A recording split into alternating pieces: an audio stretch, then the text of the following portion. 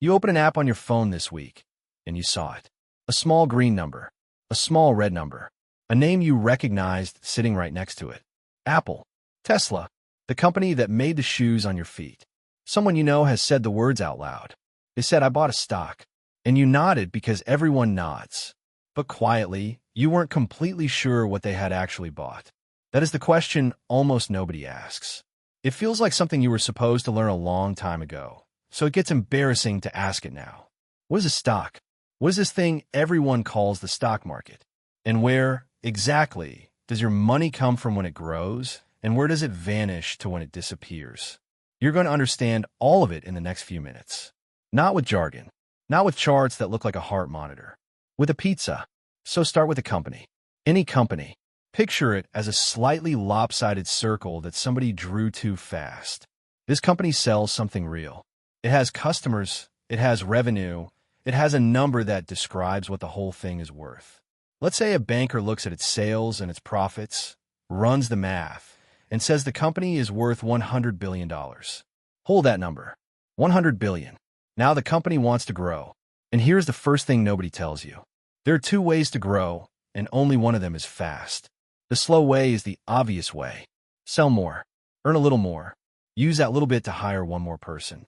Sell a little more again. Step by step, year by year. It is safe. It is steady. And is painfully slow. Because while you're inching forward one hire at a time, a competitor with deeper pockets is sprinting. By the time you have crawled your way to where you wanted to be, they have already taken the ground in front of you. The opportunity you saw is gone. Slow growth quietly costs you the thing you were trying to win. So what do you actually need? You need a large amount of money, and you need it now. Not next decade. Now. You can knock on a bank's door. You could say, "I need $25 billion. And the bank will smile politely and explain that this is not how banks work. They lend in millions, not in tens of billions, and they want it all paid back with interest on a schedule. That door is the wrong door. So the company does something stranger and far more clever. It cuts itself into pieces. Here is where the pizza comes in. Take that $100 billion company and imagine it as a whole pizza. The company decides it does not need to sell all of itself. It just needs a slice. So it takes 1/4 of the pizza. 1/4 of $100 billion is $25 billion of the company. Now, take that single quarter and cut it again into tiny pieces. Cut it into 25 million little pieces. Each tiny piece now represents the same tiny sliver of ownership, and each one is worth $1,000. That tiny piece has a name. You already know the word, even if you never knew this is what it meant. That piece is a share. It is a stock. When you buy one share, you are not buying a number on a screen. You are buying one of those tiny pieces of the pizza. You own a sliver of a real company. Stay with the numbers for a second, because they are simpler than they sound. The company is worth $100 billion. It carved off 1/4, worth $25 billion, and chopped that quarter into 25 million shares. So one share costs $1,000. And if you hold it, you own $1,000 worth of that business. And look what just happened from the company's side. Thousands of people each handed over their $1,000. Added together, the public just handed the company $25 billion in cash. Real money in the door today. The company did not have to crawl. It can hire the whole sales team at once. It can build the factory now. It can take the ground before the competitor gets there. This is not a modern trick, by the way. It is over 400 years old. In 1602, in Amsterdam, a company called the Dutch East India Company needed more money than any single merchant or king could hand over. So it sold pieces of itself to ordinary people and let them trade those pieces with each other in a building set aside just for that purpose. That building was the first stock exchange. The thing in your phone is the great-great-grandchild of a wooden hall in Amsterdam. The idea has barely changed. A company too big to be funded by one person gets funded by a crowd instead. So now you own your share. $1,000. And here's the part that makes people fall in love with the whole game. The company takes that money and it grows. A year goes by. The bigger sales team is selling more. The bigger factory is producing more. The banker runs the math again, and the company is no longer worth $100 billion. It is worth 150 billion. It grew by 50%. Now think about your tiny piece. The whole pizza got 50% bigger, so your slice of it got 50% bigger too. The share that cost you $1,000 is now worth $1,500. You did not do anything. You did not work a single shift at that company. But the company succeeded, and because you owned a piece of it, you succeeded with it. That is the quiet engine underneath the entire stock market. When the value of the business rises, the value of your share rises with it. The company's success and your success become the same sentence. Now, you might be thinking that is not always true. Sometimes a company does great and the stock barely moves. And you are right. That happens, and there are real reasons for it. An economist named Eugene Fama spent his whole career studying exactly how those prices move, and he won a Nobel Prize for a deceptively simple idea. A stock's price already reflects almost everything the crowd currently knows about that company. So the price does not move on what already happened. It moves on what just changed about the future. That is a whole episode of its own, and we will get there. For now, hold the simple version, because the simple version is true often enough to build on.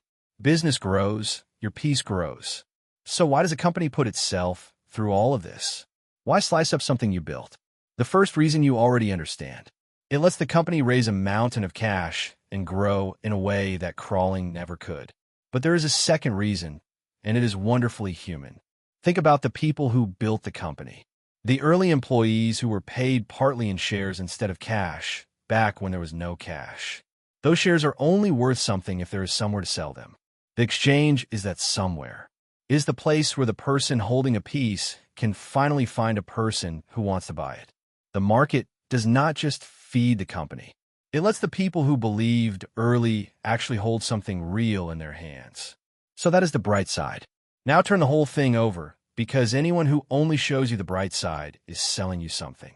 Picture the circle shrinking instead of growing. The company has a bad year. A market dries up. A war breaks out somewhere and rattles everything. The banker runs the math, and the company is no longer worth 100 billion. It is worth 50 billion. It lost half. Your share follows it down with the exact same loyalty it followed it up. The piece that you bought for $1,000, the same piece that climbed to $1,500 in the good year, is now worth $500. And here is the line nobody puts in the exciting videos. The same ease that let your money grow is the same ease that lets your money shrink. You can make money this easily. You can lose money just as easily. Those are not two different rules. They are the same rule, read in two directions. So is it reckless? Is it just a faster way to lose what you have? Here is where it matters which companies you're talking about. And I'm talking on purpose about large ones. Could a giant, a household name like Apple, lose half its value on a bright summer afternoon for no reason? In pure theory, yes. In practice, the bigger and more established the business, the more would have to genuinely go wrong for that to happen. Size is not a guarantee. Nothing here is a guarantee, and nothing here is financial advice. But size changes the odds, and that points at the real reason this whole strange machine is worth understanding. A finance professor named Jeremy Siegel went back through more than 2 centuries of data, further back than most people think the numbers even exist. And across all of that time, through wars and crashes and panics, owning small pieces of real businesses and holding them for the long stretch beat almost every other place a person could have parked their money. Not in a single dramatic year. Over decades, the market is not really a place to get rich by Friday. It is a way to quietly own a slice of human progress and let your own small piece grow along with it.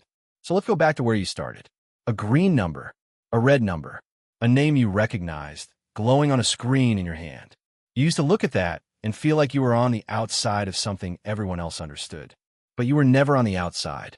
That number is just the price of one tiny slice of a real company, a single piece of a pizza that $100 billion business cut, so that ordinary people could own a part of it.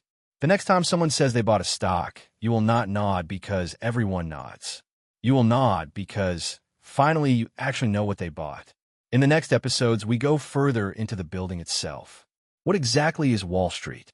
What is the NASDAQ? What is the New York Stock Exchange? And which companies live inside them? Stay with me. I'll see you in the next one.